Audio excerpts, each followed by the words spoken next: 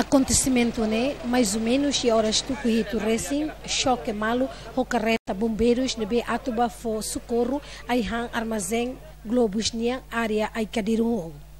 Acidente né resulta carreta ministro nia parte oi no coto estraga, enquanto carreta escolto nia e a parte oi nebe resulta sina na rua retancanek no retan primeiro socorro basal emergência Hospital Nacional Guido Valadares.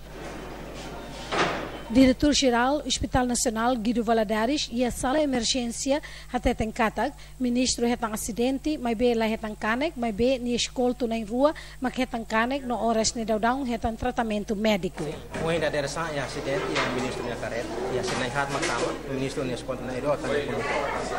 Mas be helene toda mak ni escolto na iro, ya kondoko masalah ministro masalah toda. Entretanto, armazém loja Globos na Aihan está ajuda os bombeiros para salvar serniçação e armazém.